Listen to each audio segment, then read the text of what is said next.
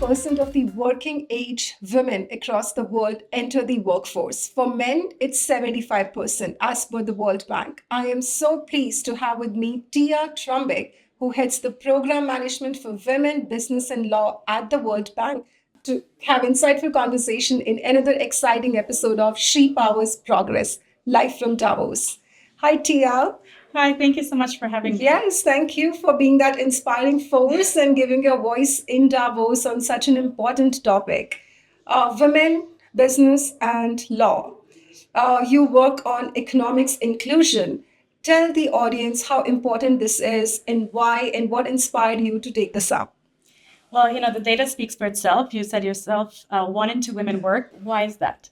One of the things that we try to do at the World Bank with the Women, Business, and the Law report is to look at how laws treat women when it comes to their economic opportunity. And we have an index that's composed of 10 topics that go from issues of women's safety, their mobility, what happens in the workplace, what happens to their pay, all the way to their retirement and their retirement ages. And we think that some of these discriminatory laws that still exist around the world are holding women back from having equal opportunities to live their full potential. And we think there's an economic case for that. There's a moral issue here, too, that women are human beings and should have the same rights. But we also show that there's an economic case to be made for including more women in the workforce. And the disparities must be different for different countries, different cultures. What do you think would be the source of the disparity? Like, people would not be designing this like this with intention, right? So somewhere something went wrong in past. Could you throw some light on that? Well, there's a lot of regional disparity, but also within regions, we see countries that do better than others. And so it's not that everyone has to look to Sweden on equality. There are very good country examples within every continent. We think one of the reasons is that women traditionally weren't the ones in the workforce. And so there were certain patriarchal norms that were ingrained around the different roles of men and women that have continued. But for example, we see that women have only 2/3 of the legal rights that men do today. And many of those issues come from, for example, the types of work women can do. In 77 countries, women are prevented from doing the same work that men do. So they're restricted legally from working in agriculture, manufacturing, energy, mining, transport. Those are the industries where they earn more. And even when they can work in those industries, they're paid less. And in 96 countries, they don't have the right to equal pay for equal work. So because of other structural issues, women also tend to take time off when they have children. They either work part-time or they leave the workforce entirely.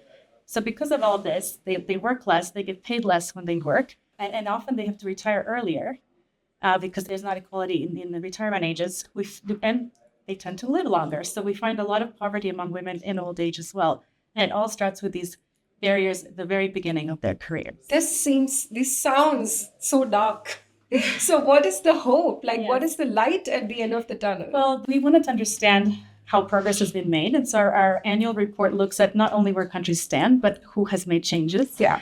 And we ended up doing a historical research going back all the way to 1970. And the good news is that there is progress. The world is improving. Countries that need to improve the most are improving the most. So we see a lot of reform in Africa. We see reform coming in the areas that it's needed for it the most. For example, sexual harassment in the workplace is one of the biggest reforms we see. And so the hope is that by showing this evidence, by amplifying it through channels like this, we can inspire more change and we can make the business case for gender equality. And you are in Davos, you must be meeting many dignitaries and presenting your report. Representation matters. What were some of the profound thoughts that you gathered over last 2 days? Well, I think being here really drives the point home that representation matters. By being here and bringing these issues when AI comes up, when technology comes up, issues that maybe are not often thought of with the gender lens, I think it really matters for people to see. And this report that we just launched with women political leaders and Oliver Wyman Forum shows a clear empirical link between women's improvements in women's legal rights and increases in women's political representation. And we think women need to be represented in all decision-making places, including in government and in business, because then they can drive the change that they need. And you see conversation changing and understanding some of the unique needs that women have to be able to fully participate. And do you think, so AI is changing the world? We are now talking about agentic AI and, sort of like with governance and with the right systems in place, of course, it might take some time, but might actually help remove some biases from the system. So how do you think emerging technologies will make it more inclusive And maybe in a few years, when you have this report back, we see better numbers. I think AI, these emerging technologies have the power to be a great equalizer, but only if women use them. And women often are not using because they have less access to technology, they have connectivity issues, and they sometimes are just not taught to take those type of risks. So I think in developing these technologies, women have to be part of the process. Yes, and feeding that AI and teaching it to the issues that they need to address. No, that's a great thought. One other thing I would like to discuss is mentoring. So you said, some of the things are structural issues, some are patriarchal, just in olden times, this the way things were. And now some of the things are just biological. Women sometimes have to take a break, and it could be sometimes choices with the family, limitations of childcare. It's just so complex. But what is the hope, and how mentoring will play a big role in all this? Well, I think mentoring is important for men and women. Yeah. And I think for women in particular, they sometimes don't take the time for that type of mentoring because they want to get their work done and go home and do all the different things they have to do at home. So I think you brought up the issue of childcare, and that's a very important issue. We can't have equality in the workplace until we have equality at home. And so we've made a lot of progress in the workplace. Women are entering and rising to positions of leadership, but we haven't seen that progress in the home. Women still are the ones who take time off when they have children. They are primary caregivers of both their elderly and children. So we need men to also take up that role at home. And we promote that by promoting quality, affordable childcare policies, also promoting paternity leave in addition to maternity leave so that it is not it's a family choice and not just a woman's choice. And how is World Bank committed to this? Tell us more about the policies and kind of initiatives World Bank is steering across the globe, and what would be your advice as a World Bank representative to young generation? Well, the World Bank's mission is to eradicate poverty on a livable planet.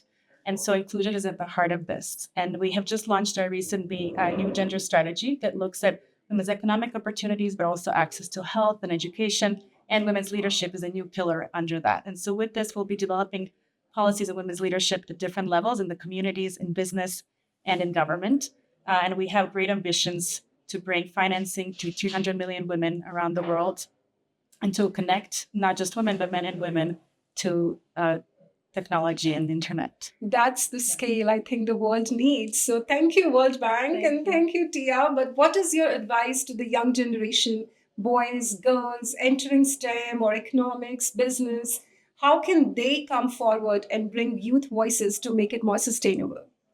I think the youth are the future. Yes. And so I think they need to be bold and then take actions. And both boys and girls, follow your dreams and don't ask for permission. Exactly. That is the only way the world can supercharge progress. And I have a lot of hope in the young generation. Yes. I see that they're growing up in a different world. They have access to technology and information that we didn't have growing up. And so they're not only learning from what they see at home or in their own country, they're learning from others as well. So I think you cannot be what you cannot see. And so having more women in these positions and amplifying their voices is really important. Well, I hope that with efforts from people like Tia and organizations like World Bank, we build a more diverse and inclusive future. Thank you, Tia, for joining us. It was great talking to you. Thank you so much for having me. Thank you.